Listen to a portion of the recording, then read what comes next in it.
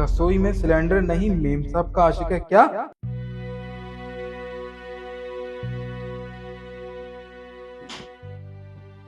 शिखा, यहाँ तुम्हें सिलेंडर की बदबू नहीं आ रही?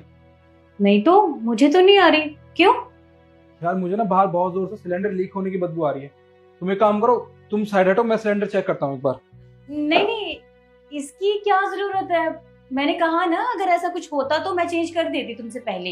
ऐसा कुछ नहीं है, तुम ऑफिस से आए हो, थक गए होंगे, तुम जाओ चेंज कर। अरे ऐसी बात नहीं है यार, आजकल बहुत सारे ऐसे केसेस हो रहे हैं। देखो मुझे ना बहुत जोर से बदबू आ रही है सिलेंडर लीक होने की। तुम एक काम करो, तुम हटो, मैं एक बार चेक करता हूँ यार, हमारी सेफ्टी के लिए जरूरी है ये। देखो निखिल, मैं तुम्हें बोल रही हूँ ना, तुम नशा वशा करके आए हो क्या? मैंने कहा ना, ऐसा कुछ भी नहीं है। एक ही बात के पीछे पड़ गए हो। कुछ भी नहीं है, तुम जाओ अपना चेंज करो जाके। ये क्या बात कर रही हो तुम? अरे मैं इस घर का मर्द हूँ और मेरा फर्ज है कि मैं इस घर में जितने भी लोग हैं सबको प्रोटेक्ट करूं। देखो शिखा, मैंने कभी गलत नहीं होता। तुम हटो, मुझे एक बार चेक करने दो। कहीं ऐसा तो नहीं है कि तुमने यहाँ पे किसी को छुपा रखा है? क्या पागल वागल हो गए हो? अब तो मुझे पक्का यकीन हो गया कि तुम सच में नशा करके ही आए हो। कैसे वादा किए जा रहे हो? यहाँ वाला मैं किसी को क्यों छुपाऊंगी? तुम जाओ, बाहर जाओ, चलो। लगता है तुम ऐसा नहीं मानोगी, मुझे खुद चेक करना होगा। हटो हटो यहाँ से। पर मैं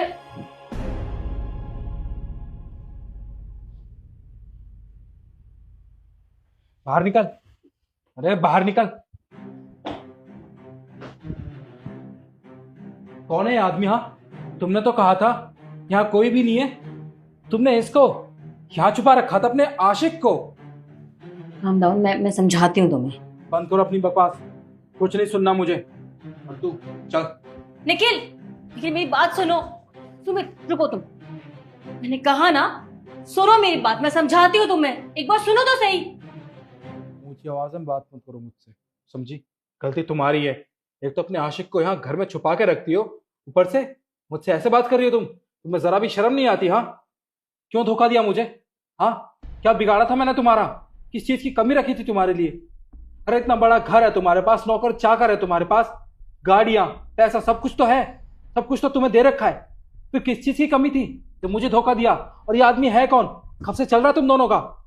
शादी से पहले से मैंने कहा था तुमसे, मैंने कहा था कि मुझे नहीं करनी है शादी, लेकिन मेरे घर वाले नहीं माने ना। उनको तो तुम्हारे जैसा लॉयल शरीफ बंदा चाहिए था, और तुम तो हो शरीफ। और तुम्हें पता है मैंने तुम्हारा लॉयल्टी टेस्ट क्यों लिया था? क्योंकि मुझे लगा कि शायद तुम उसमें फेल हो जाओ, तो शायद मेरे पास कोई बहाना मिल जाएगा कि मैं जिससे तुम्हें मना कर सकूं। लेकिन नहीं, तुम तो बहुत अच्छे हो। तुम तो उन लड़कों में से हो जिन्होंने कभी ना लड़की पटाई होती है, ना लड़कियों को उस नजरिए से देखते हो।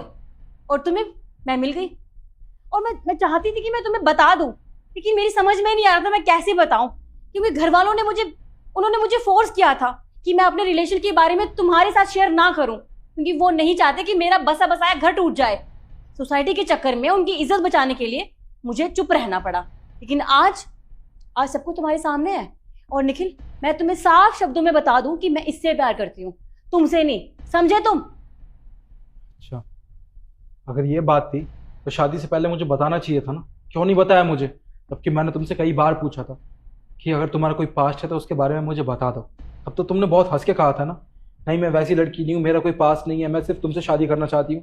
क्योंकि वो वादे मुझसे मेरी लाइफ खराब करने के लिए, और शादी के इतने टाइम बाद तुम मुझे ये सब दिखा रही हो। मुझे तो शर्म आती है तुम्हें अपनी बीवी कहते हुए। देखो निखिल, ये फालतू की बकवास या बहस करने से ना कुछ नहीं होगा।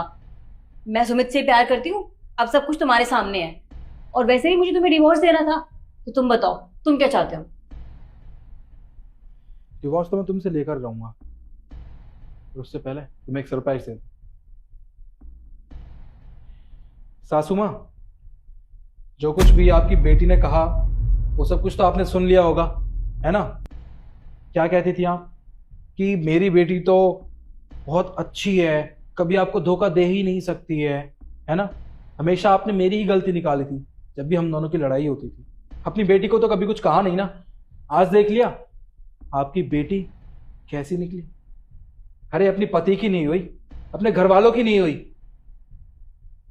खैर कोई बात नहीं। वैसे सासू माँ, इसमें इतनी गलती, खैर कोई बात नहीं।